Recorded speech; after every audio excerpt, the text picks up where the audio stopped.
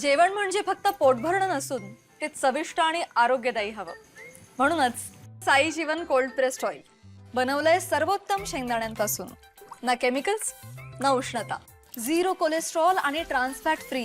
प्रत्येक थेंबात शुद्धता, चव आणि आरोग्य. म्हणजेच तुमच्या हृदयासाठी आणि कुटुंबाच्या आरोग्यासाठी उत्तम. आजच साई जीवन निवडा, कारण आरोग्याला शॉर्टकट नसतो. सर्व शासकीय कार्यालय, एसटी स्थानक, बस स्थानक, रेल्वे स्थानक यांच्यापासून जवळ अंतरावर किमान 1 एकर जागा, किती सर 1 एकर जागा असली पाहिजे. आमचा हात विजयी दिव्यांगांना न्याय मिळाला पाहिजे, दिव्यांग होऊन चांगलं व्हायला पाहिजे. हे कुठं तुम्ही 4000 स्क्वेअर फुटात दिव्यांगीकरण करायला चाललाय. जे शासकीय इमारत आहे त्याला नियम आहे की 9 मीटर किंवा 12 मीटरचा रस्ता असणं कंपल्सरी. तिथं 3 मीटरचा रस्ता आहे. त्या नकात वेळी असतील, सव्वा वेळी असतील, 3 मीटर हा मोठाचा रस्ता आहे. रहिवासी झोन आहे.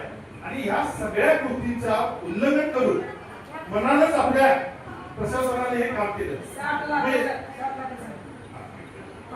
आता मला सांगा, ज्यात तिने सुरेश पाटलांनी लोकप्रसार माहिती दिली की यासाठी खर्च फक्त बिल्डिंग उतरणे आणि खोदणे यासाठी जवळजवळ 49 लाख ते 45 लाख रुपये खर्च केले.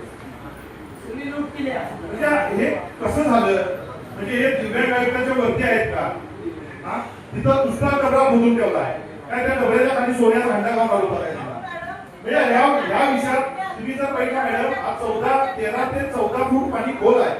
मॅडम फोटो आहे तिथे, म्हणजे काय पडली तिथल्याच लोकांनी रेस्क्यू करून बाहेर काढली. म्हणजे अजून ती वाट मागायला का? आधी फारशी मागायचं सांगितलं की त्या डबऱ्यात मुलगा वारला, म्हणजे अजून इथं माणसाचं जीव द्यायचं वाट मागायला का? म्हणजे चुका तुमच्या, नियमाच्या बाहेर जाऊन तुम्ही काम करणार आणि हा सगळा त्रास नगरसेवकांना, नागरिकांना. म्हणून आमची ताबडतोब विनंती आहे की हे सगळं होत असताना तिथल्या लोकांना विरंगुळा केंद्र द्या आणि जे दिव्यांग आहेत त्यांना ह्या नियमाप्रमाणे त्यांना चांगल्या पद्धतीचं आपण दिव्यांग भवन उभा सगळ्या नगरसेवकांच्या वतीने मी आपल्याला विनंती करतो.